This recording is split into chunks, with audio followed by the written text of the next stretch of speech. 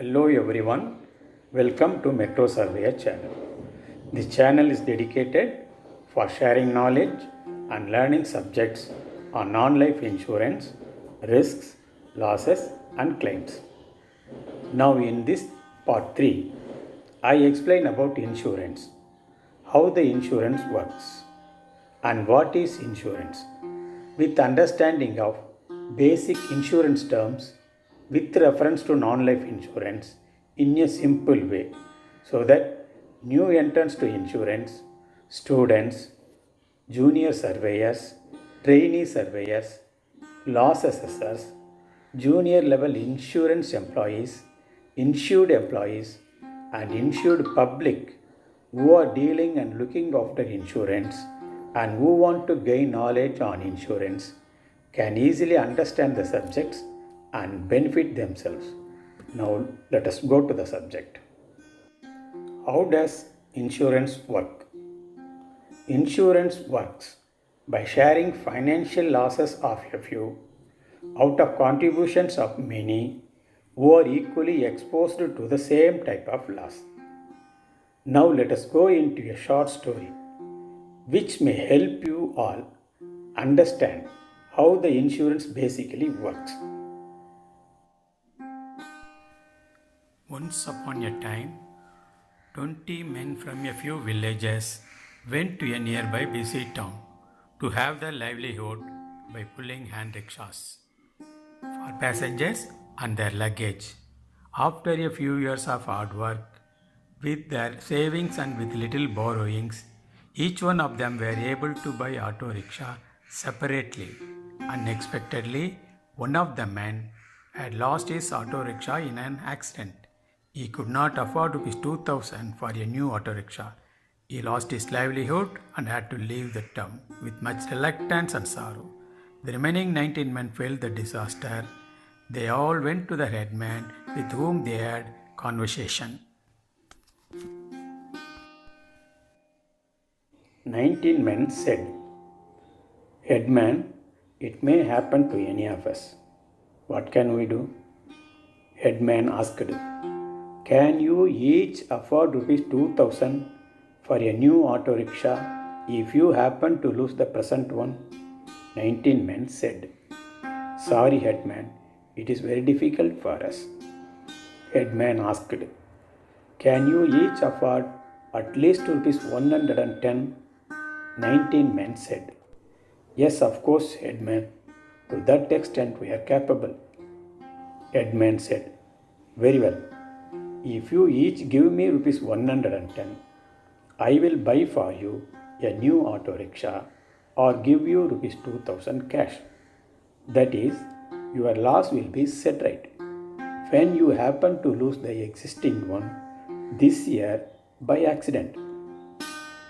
All the 19 men agreed for the headman's advice. They each gave rupees 110 to the headman, who accepted it and gave assurance to replace new auto rickshaw or to pay rupees 2000 cash on happening of the loss. Thus, they made one simple agreement. During that year, total damage to one auto rickshaw owned by one among the 19 men was reported.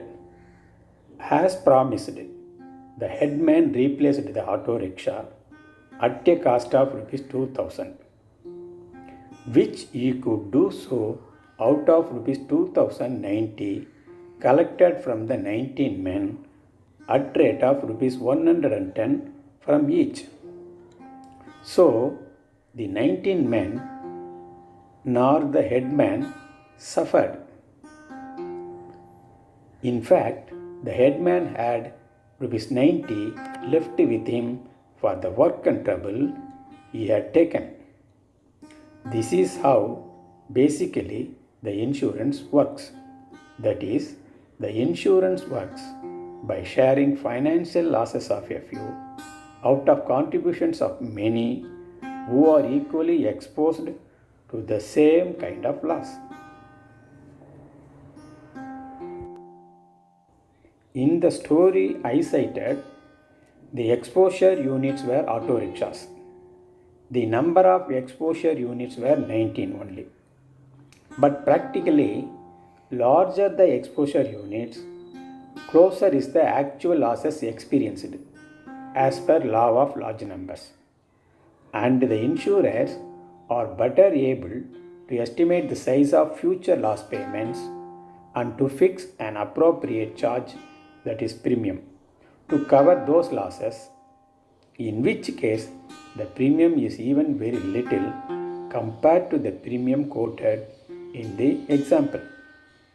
For instance, if we take exposure units as vans instead of auto rickshaws, number of exposure units as 1000 instead of mere 19, value of each exposure unit as rupees 60,000 instead of rupees 2,000 only, and observe them over the period of 5 years, it will be seen that on an average 7 vans per annum are met with accident, resulting in total loss to the 7 vans. Then the total annual loss would be rupees 4,20,000, that is rupees 60,000 into 7. By taking into account this estimated future loss of rupees 4,20,000, the insurer need to collect at least rupees 6 lakhs, that is rupees 4,20,000 to pay for the loss and rupees 1,80,000 to meet the cost of insurance operations like administrative expenses, agency commission, profit and margin for unexpected losses. According to this experience, the contribution of premium from each insured would be rupees 600, that is rupees 6 lakhs divided by 1000, which works out to only 1% of premium of rupees 600, taking into account the protection they are afforded to the extent of the total value of rupees 60,000. Each owner can manage to meet rupees 600 but not rupees 60,000. Thus, the insurance works by sharing financial losses of a few out of contributions of many who are equally exposed to the same type of loss. What is insurance?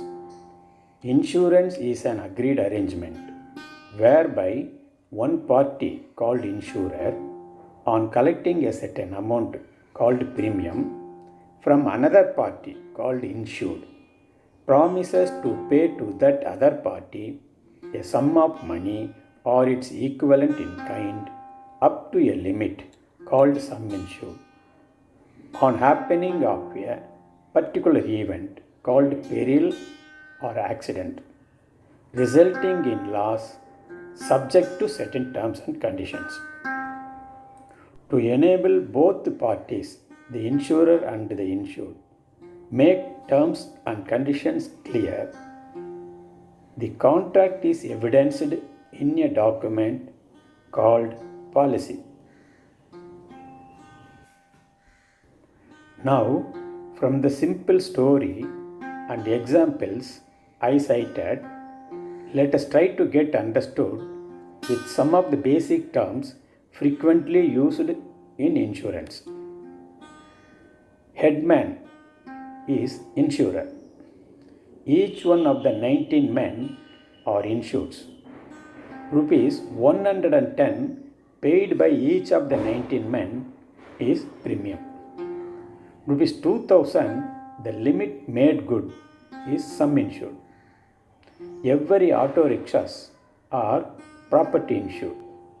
Headman's assurance is insurance. The trouble 19 men transferred to headman is risk.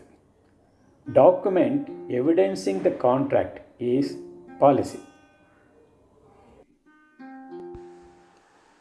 Thank you for watching. We will meet on some other topic. Till then, bye.